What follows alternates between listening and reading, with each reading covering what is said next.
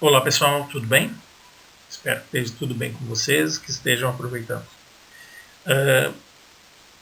Entender as atividades de comercialização, do que elas se propõem, também faz necessário entender o mercado. Então, nesta aula aqui, nós vamos fazer uma rápida abordagem sobre a questão dos mercados. Né? Como é que eles atuam, como é que eles agem, e também, não para entender o mercado, nós precisamos compreender o comportamento do consumidor. Algo que talvez você já tenha visto em marketing, mas é que eu vou reforçar como uma ferramenta interdisciplinar, né? Como o marketing apoia as atividades de comercialização. Uma boa aula para todos, aproveitem, um forte abraço. Quando tratamos de qualquer assunto ligado a sistema produtivo, existe uma necessidade muito grande de tratar da questão do mercado. Né? O mercado é um núcleo central do sistema capitalista, e o sistema capitalista é aquele onde as cadeias produtivas, os complexos de produção, estão interligados. Vamos lembrar que a economia é todo um sistema interligado, né, onde o mercado é o núcleo disso tudo. Bom, mas o que seria esse mercado? O mercado é todo local, né, ou todo contexto onde os compradores conseguem estabelecer relações com vendedores. Ou seja, aquele que quer demandar, que quer consumir, o mercado consegue encontrar aquele que está ofertando.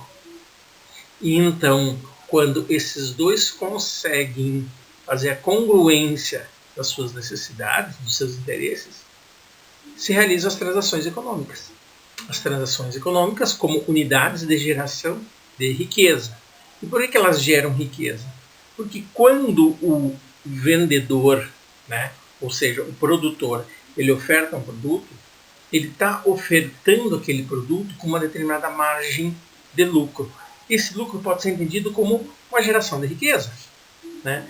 De outra forma, quando o comprador quer adquirir um bem que o satisfaça, ele está interpretando que a satisfação que aquele bem vai trazer é uma forma de gerar riqueza, seja por algum benefício que vai causar no trabalho ou na vida dele.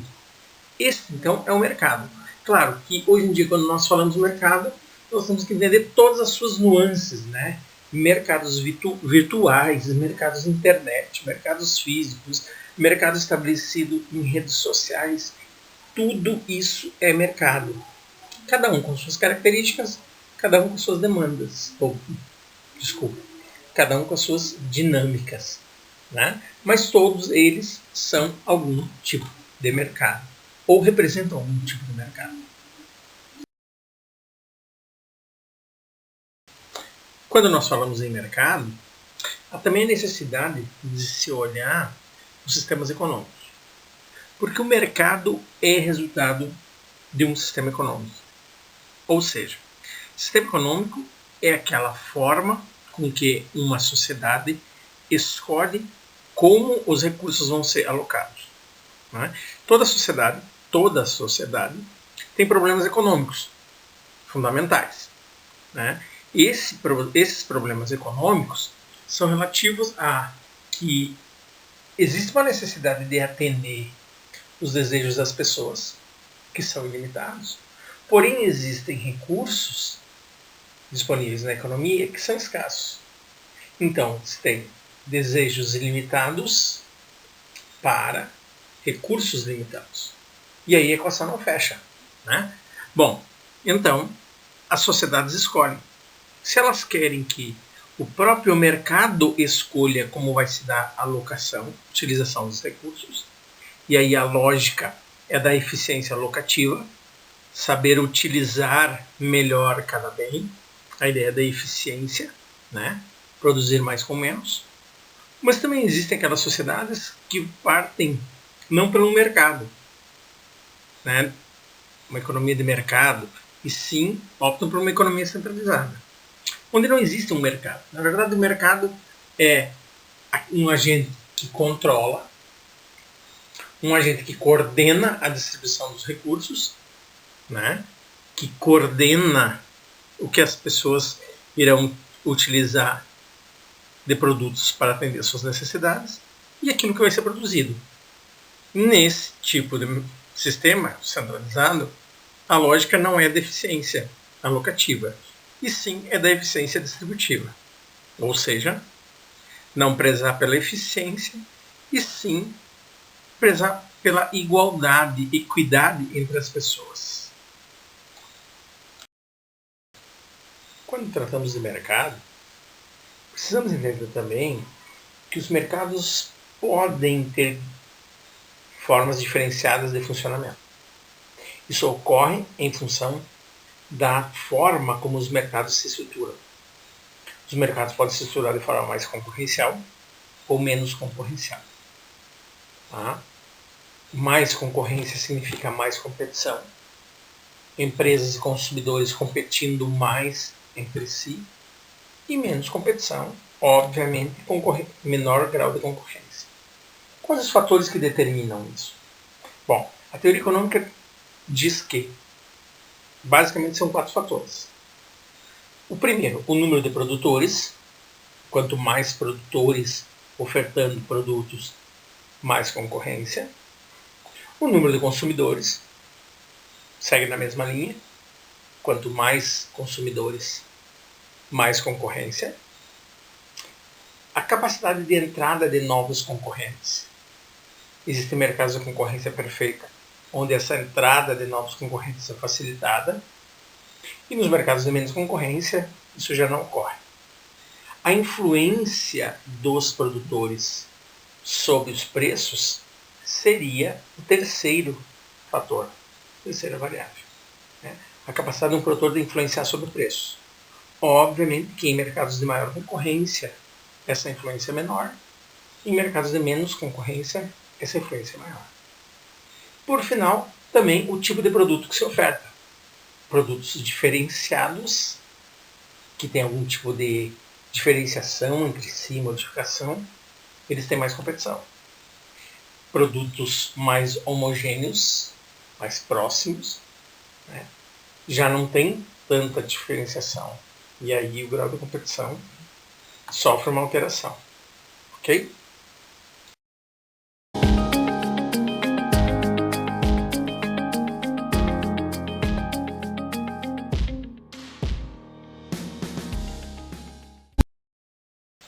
Em um momento anterior, foi falado que o mercado é o locus que gera valor, que gera riqueza. Isso é verdade. Porém, a forma de analisar essa sistemática de geração de valor, ela pode ocorrer por 2 viés. Um que nós chamamos sistema tradicional, um conceito mais tradicional do mercado, em termos de geração de valor, e o outro conceito emergente. Bom, o sistema tradicional, ele consiste na troca de produtos e serviços entre empresas e consumidores. O mesmo ocorre no conceito emergente. Contudo, a ideia aqui, nesse sistema tradicional, é que é a empresa que cria valor. Tá? A empresa vai ser a única responsável pela geração de valor. E é ela que vai definir o valor. Na verdade, ela vai produzir o produto que as pessoas querem, ela vai criar o valor, o mercado vai ser o intermediário nesse processo. Tá? E o cliente vai ser o demandante ou o alvo da demanda da empresa. Um que é satisfeito paga o valor que a empresa estabelece, por se sentir satisfeito, né? Ou não. Mas vejam que aqui o processo de criação de valor pelo cliente é baixo. Né? Ele tem um papel menos importante. Só quem geraria valor seria a empresa. Essa ótica é um pouco atrasada eu não diria, um pouco velha, né? Porque ela cai em desuso agora com os mercados emergentes, que aí eu explico no próximo slide. Os sistemas tradicionais de mercado, eles tinham a sua base de atuação em cima de duas variáveis: as necessidades e os concorrentes. Que ali nos slides vocês veem pela flecha amarela e roxa. Acontece é que existe uma evolução do mercado, né? E aí outras variáveis passam a ser muito importantes da definição de comprar de quem, né? Quem buscar o produto. E essas variáveis passam a ser tecnologia, né? Facilitando a nossa vida, etc. A forma como o produto é apresentado ao consumidor, produto ou serviço, e aí se nós chamamos de canais de distribuição, da flecha vermelha, e também os acontecimentos, né? O conjunto de acontecimentos na sociedade e fora da sociedade que podem impactar sobre o interesse de consumo, a flecha verde. E aí nós, em tempo de pandemia, sabemos muito bem como isso interfere na vida das empresas, como impacta naquelas empresas que conseguem responder mais lentamente, ou melhor, que não conseguem responder rapidamente às necessidades de alguns acontecimentos, né? Então vejam que esse mercado evolui e a forma de analisar passa a ser outro, através dos conceitos de mercado emergente, que veremos a seguir. Quando saímos do conceito tradicional do mercado e avançamos para um conceito mais emergente, nós entendemos que o processo de criação de valor que antes era centrado nas empresas sobre seus produtos, agora avança, muda, de um processo centrado no consumidor em cima dos serviços. Não só no serviço, produtos e serviços, né? Mas o que antes era uma orientação somente para o produto, agora passa a ser uma orientação para o cliente, né? Para entender o porquê que ele consome, como ele consome, quanto ele consome, né? O que antes era apenas entender as suas necessidades fisiológicas de consumo, agora passa a ser entender o porquê que ele consome, quando ele consome, né? Quanto ele consome. Agora, nesse conceito emergente, entra uma ideia nova, uma lógica nova, a interação empresa-consumidor, onde não vai ser apenas a empresa que vai criar algo novo e vai gerar valor. Não. A ideia que, nesse conceito emergente, é que o mercado e os consumidores possam ser parceiros no processo de criação de valor. O mercado gerando experiências legais vão gerar valor positivo no produto, e experiências desagradáveis vão reduzir a geração de valor, né? Num processo de competição entre empresas, quanto mais experiências positivas, mais o consumidor vai optar por uma empresa em relação à outra, né? Bom, da mesma forma o consumidor. O consumidor ele vai ser uma peça fundamental no processo de colaboração para a geração de valor, né? O consumidor dando seu feedback, dando a sua opinião no que pode evoluir um produto, como pode evoluir, né? Essa é a nova forma de entender mercados emergentes. Bom, aí vocês podem estar se questionando, e como isso vai acontecer no agronegócio? Da mesma forma, né? No processo de comercialização, as experiências geradas vão ser fundamentais. Pensem que a concorrência é muito grande e experiências boas vão favorecer aquelas empresas que trabalham colaborativamente com o mercado e consumidor, o que antigamente não ocorria, né? Antigamente simplesmente o agricultor produzia, entregava e recebia. Agora não, certo? Há um processo de concorrência, há um processo de mais aproximação. E esse processo de aproximação tem a lógica, a busca da criação de valor. O objetivo desse slide é para que possamos ver que esse processo de funcionamento, operação dos mercados, eles mudam. E eles mudam radicalmente, tá? Onde sai da ideia do consumidor passivo, de um agente passivo, para um agente ativo.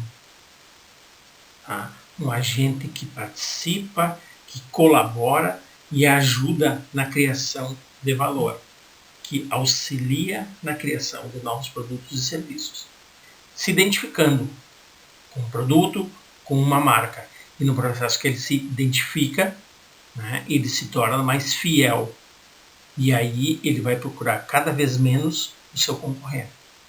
A pergunta que talvez fique é como nós, no processo de comercialização ou no processo de agronegócios, vamos agir, vamos trabalhar para que os produtos produzidos pelas nossas empresas consigam entrar nesse atual estágio do mercado, né? Que ele não tenha o consumidor apenas como um comprador, e sim como um colaborador, alguém que participa na melhoria do produto e do serviço.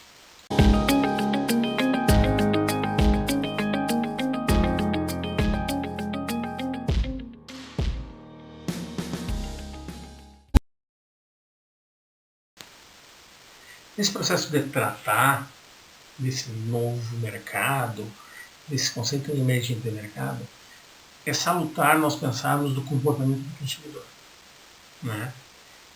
Existe uma evolução no processo de entender o porquê que o consumidor adquire as coisas, né? Que eu trago aqui nesse slide para vocês são as pirâmides das hierarquias, né? Que interpretam o comportamento do consumidor. Vocês estão vendo que a base dessa pirâmide são as necessidades fisiológicas, né? E a segunda faixa na base são as necessidades de segurança. Então, quando nós falamos dos mercados mais tradicionais, nós estamos olhando para o consumidor como sendo aquele cara que adquire para atender as suas necessidades fisiológicas, as suas necessidades de segurança.